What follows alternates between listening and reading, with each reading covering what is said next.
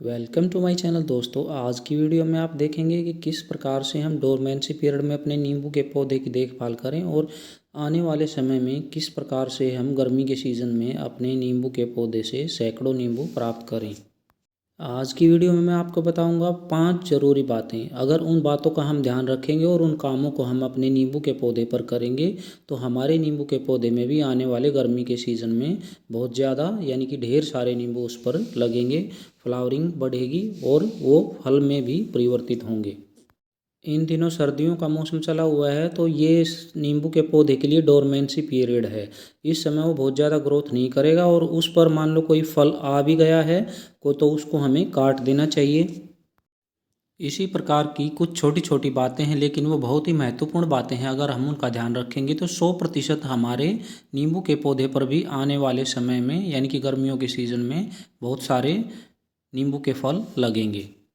पहले मैं आपको बताऊंगा नींबू से जुड़ी हुई कुछ बातें जिनको हमने ध्यान रखना है और उसके बाद बताऊंगा 5 ज़रूरी काम। तो अगर इन दोनों ही चीज़ों पर हम काम करेंगे तो 100% हमारा पौधा इस प्रकार से फल दे पाएगा।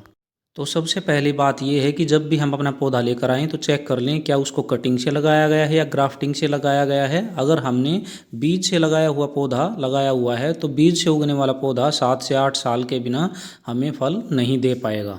अब मैं बताता हूँ आपको 5 ज़रूरी काम। तो आप मेरे पौधे को देख रही हैं, ये पूरी तरह से सनलाइट के अंदर, धूप के अंदर ये आपको नज़र आ रहा है। तो जब भी आप नींबू का पौधा जहाँ भी लगाएं ऐसे स्थान पर रखें जहाँ कि उसको दिन में कम से कम 5 घंटे सनलाइट ज़रूर मिल जाए।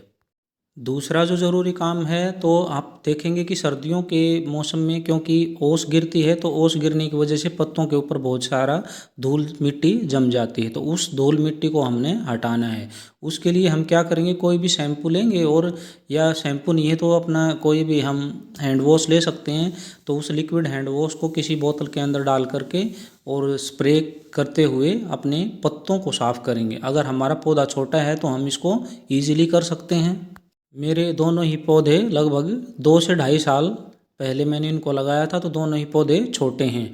तो इन पे पिछले साल एक पौधे पर करीब 8 से 7 नींबू लगे थे और इतने ही लगभग दूसरे पौधे पर लगे थे, यानी कि लगभग 15 नींबू पिछले साल मैंने इनसे प्राप्त किए थे। तो अब स्प्रे करने के लिए बोतल के अंदर मैंने ये एक शैम्पू डाल लिया है और इसको अच्छे से मिक्स करने के बाद जो हमारा नींबू का पौधा है उसके ऊपर हम स्प्रे करते हुए इस तरह से कोशिश करेंगे कि सारे ये पत्ते इससे धुल जाएं। तो ये बहुत ज़रूरी है कि अपने पत्तों के ऊपर जमी हुई रेत मिट्टी को हम समय समय पर हटाते रहें। अगर आपके पास स्प्रे नहीं है तो आप ऐसे छिड़का करके भी इसको धो सकते हैं। जब हमारे पत्ते पूरी तरह से अच्छी से धुल जाएं तो उससे जो अगला काम हमें करना है वो है इसकी प्रूनिंग करना। अभी आप देखेंगे कि मैं अपने नींबू के पत्तों को मैंने अच्छी तरह से धो दिया है। अभी मैं आपको बताऊंगा कि किस प्रकार से इसकी प्रूनिंग करनी है। तो इसका जो मेन स्टेम है उस मेन स्टेम को ही हमने मजबूती देने के लिए काम करना है। तो उसके आसपास जो भी जुड़ी हुई नीचे से निकली हुई जो अलग स्टेम्स हैं उनको काट देंगे। तो आज मेरे पास कटर नहीं है इसलिए सीज़र की मदद से ही मैं आज ये कटिंग करूँगा। हमें वैसे कटर का प्रयोग करना चाहिए, तो कटर हो या सीज़र हो उसको सबसे पहले हमें डिसइंफेक्ट कर लेना चाहिए। किसी भी सैनिटाइज़र से हम इसको डिसइंफेक्ट कर सकते हैं ताकि कटिंग काटने के बाद हमारे पौधे पर किसी प्रकार का फंगस आदि ना लगे। पहले कुछ अनवांटेड जो प्लांट्स इसके अंदर उगे हुए हैं मैं उनको उखाड़ देता हूँ और इनको उखाड़ने के बाद जो स्टेम के सबसे नीचे की तरफ एक्स्ट्रा स्टेम्स जो मेन स्टेम से अलग निकले हुए हैं पहले उनकी प्रूनिंग करेंगे। उसको बिल्कुल मेन स्टेम के बिल्कुल नज़दीक से हमें काटना है।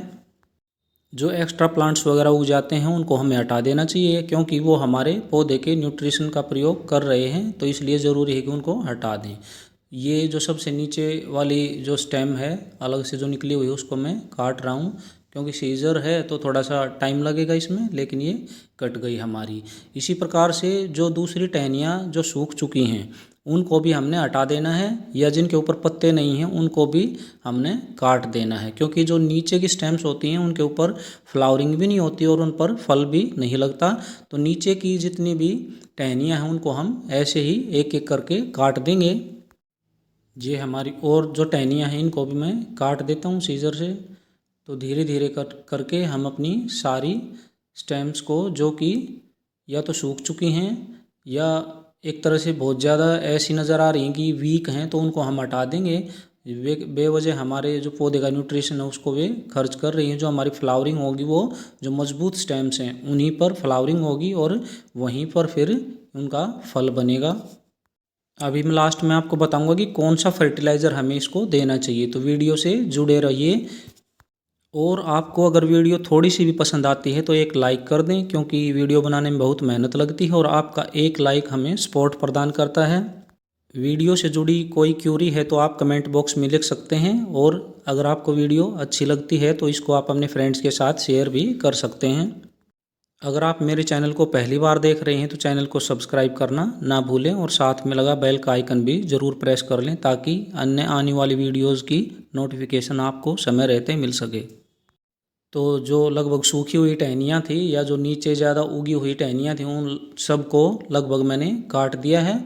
इसी प्रकार से आप भी जो आपकी सूखी हुई टहनियाँ हैं उनको हटा देना चाहिए। अगली जो ज़रूरी ध्यान देने वाली बात है वो है कि नींबू के पौधे पर कैटरपिलर आदि का बहुत ज़्यादा अटैक होता है। जैसे मैं आपको दिखा रहा हूँ, तो हमें समय समय पर अपना कोई भी ऑर्गेनिक पेस्टिसाइड बना करके या दुकान से परचेज करके उसका प्रयोग करते रहना चाहिए। तो आज मैंने पहली बात आपको बताई कि हमने अपने पौधे को धूप में रखना है। दूसरी बात मैंने बताई कि इसके पत्तों के ऊपर हमने छिड़काव करना है। और तीसरी जो ज़रूरी बात थी वो मैंने आपको बताई कि इसकी प्रूनिंग करनी है। चौथी जो सबसे ज़रूरी बात है वो ये है कि अभी डोरमेंसी पीरियड है, इसलिए हम इसके अंदर खाद अभी नहीं डालेंगे। उसको हम जनवरी के लास्ट में या फरवरी महीने के पहले सप्ताह के अंदर डालेंगे। अभी सिर्फ इसकी गुड़ाई करके ऐसे ही हम इसको छोड़ देंगे। पांचवी जो ज़रूरी बात है वो है कौन सा खाद प्रयोग करें। तो NPK, नेचुरल NPK इसके लिए बेस्ट रहता है। गोबर की खाद या उसके साथ वर्मी कंपोस्ट हम दे सकते हैं। इसके अलावा हम सरसों की खली का लिक्विड फर्टिलाइज़र इसके अंदर ज़रूर दें। बोन मील या स्टोन डस्ट में से किसी एक का प्रयोग ज़रूर करें। चाहें तो समय समय पर नीम की खली का प्रयोग भी इसके अंदर हम कर सकते हैं। तो इन्हीं कुछ 5 बातों को आप ध्यान में रख करके आने वाले समय में अपने नींबू के पौधे से सैकड़ों नींबू घर पर ही प्राप्त कर सकते हैं। आज की वीडियो में इतना ही। अगर आपको वीडियो अच्छी लगी है तो लाइक, शेयर और कमेंट करें। Thanks for watching. Happy gardening.